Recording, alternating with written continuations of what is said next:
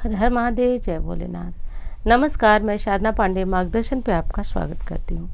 दोस्तों, मैं बात करने वाली हूँ आज आषाढ़ मास में पड़ने वाली गुप्त नवरात्रि के बारे में। गुप्त नवरात्रि आप सब जानते हैं कि इस नवरात्रि में माँ दुर्गा की 10 महाविद्याओं की आराधना साधना का समय है। तो ये नवरात्रि काफ़ी तीव्र प्रचंड कही जाती है। इस नवरात्रि में पूजन करने से व्यक्ति की संपूर्ण मनोकामनाएं पूर्ण होती है। वैसे तो आप ये भी जानते होंगे कि साल में नवरात्रि 2 नहीं बल्कि 4 पड़ती है। 2 को हम लोग प्रत्यक्ष मनाते हैं और 2 गुप्त तरीके से मनाते हैं।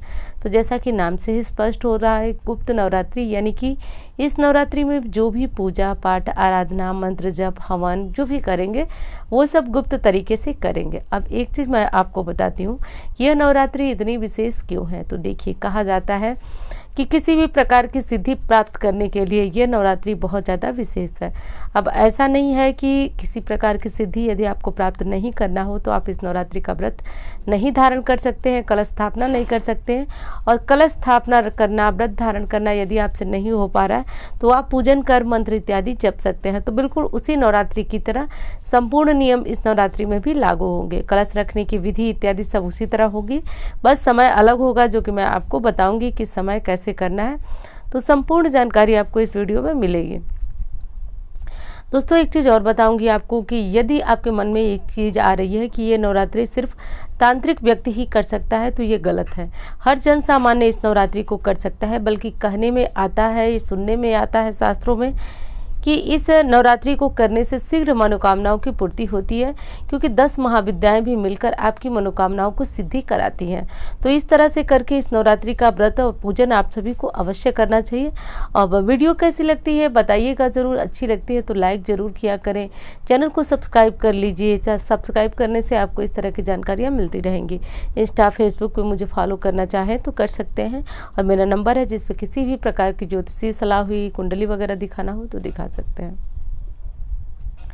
अब बात करती हूँ दोस्तों कि क्या है गुप्त नवरात्रि। तो देखिए, गुप्त नवरात्रि जैसा नाम से स्पष्ट हो रहा है, गुप्त तरीके से जो भी मंत्र आप जपेंगे वो गुप्त तरीके से जपेंगे। इसमें किसी भी बात का ढिढोरा नहीं पीटा जाता है, किसी से ये नहीं कहा जाता है कि हमने नवरात्रि का व्रत धारण किया है।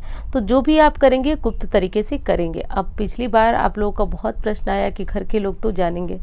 जी हाँ, यदि हो सके तो घर के लोगों से भी ये बातें गुप्त रखनी चाहिए, क्योंकि कलश वगैरह रखेंगे तो घर वाले तो पूछेंगे ही कि क्यों कलश रख रहे हैं। तो आप इस तरह से उन्हें बता सकते हैं, लेकिन कोशिश कीजिए कि ज़्यादा से ज़्यादा ये बातें स्वयं में ही रहें। ज़्यादा बाहर इन बातों को लाने से इनका जो पुण्य फल है, जो मनोकामनाओं की सिद्धि है, वो मतलब थोड़ा सा विलम्ब हो जाती है। इस चीज़ का ध्यान रखिएगा।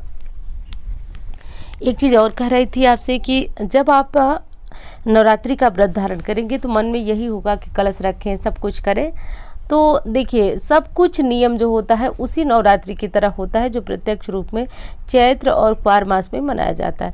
तो आप यदि किसी कारण से आपको लग रहा है कि घर वाले बोलेंगे या फिर सब जानेंगे तो आप कलश नहीं रखना चाहें तो भी आप मंत्र जप कर सकते हैं, माता दुर्गा के नियम से पूजा कर सकते हैं, सुबह शाम ज्योत जला सकते हैं। तो ये सारे काम आप कर सकते हैं। पहले दिन, नवरात्रि के पहले दिन जो है आपको संकल्प करना होगा कि आप किस मनोकामना की पूर्ति के लिए माता दुर्गा की पूजा करने वाले हैं।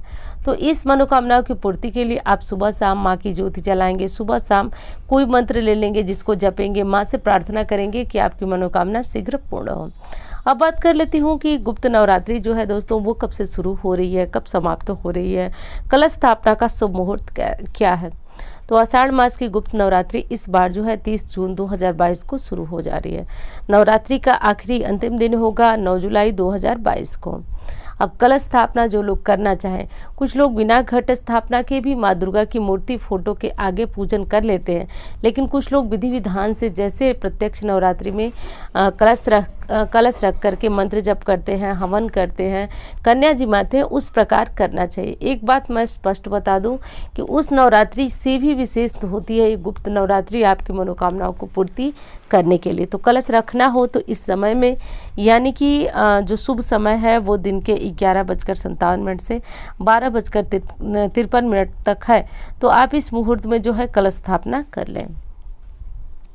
अब बात करती हूँ दोस्तों कि कलश स्थापना करने के बाद, जैसे कलश स्थापना की विधि सामान्य होती है, आप जानते हैं कि नीचे जो है वो आप चाहें तो जवारे लगा सकते हैं, चाहे तो थोड़ी सी मिट्टी रख दें, चाहे तो आप अष्टदल कमल चावल से हल्दी से बना दें और इसके ऊपर पानी से भरा हुआ कोई मटका या फिर कोई लोटा रख दें, उसके ऊपर नारियल रख दें। तो इस विधि से करके माँ दुर्गा की कलश स्थापना आप कर सकते हैं। आप जानते हैं 9 दिनों तक ये कलश हिलना नहीं चाहिए, तो ये कर लीजिए। या फिर आप सामान्यतया व्रत का संकल्प ले लीजिए कि आप व्रत करेंगे, कलश नहीं रख पा रहे हैं, मंत्र जप करेंगे, 9 दिनों के बाद आप पारण करेंगे जैसे आप नवरात्रि में करते हैं। तो इस विधि से बस कर लीजिएगा। और माँ की पूजा आराधना करने के दौरान एक चीज़ का ध्यान रखिएगा, यदि किसी भी भांति आप पूजन कर रहे हैं तो आपके भोजन में लहसुन प्याज नहीं होना चाहिए, मांसाहार तो बिल्कुल भी नहीं होना चाहिए। आप जानते हैं क्योंकि सुबह शाम भी यदि आप पूजन कर रहे हैं तो आप किसी भी प्रकार का मांसाहार नहीं करेंगे, लहसुन प्याज युक्त भोजन नहीं करेंगे। हाँ, फलाहारी भोजन भी ले सकते हैं आप, और सामान्य खाना दाल चावल रोटी सब्जी ये सारी चीज़ें भी आप खा सकते हैं। तो ऐसा कर लीजिएगा। एक चीज़ और बताऊंगी आपको कि गुप्त नवरात्रि में आप माँ दुर्गा का जो नवार्ण मंत्र होता ओम ऐं ह्रीं क्लीं चामुंडाय विच्चे नमः, ये मंत्र जप सकते हैं। मंत्र मैं डिस्क्रिप्शन में डाल दूंगी।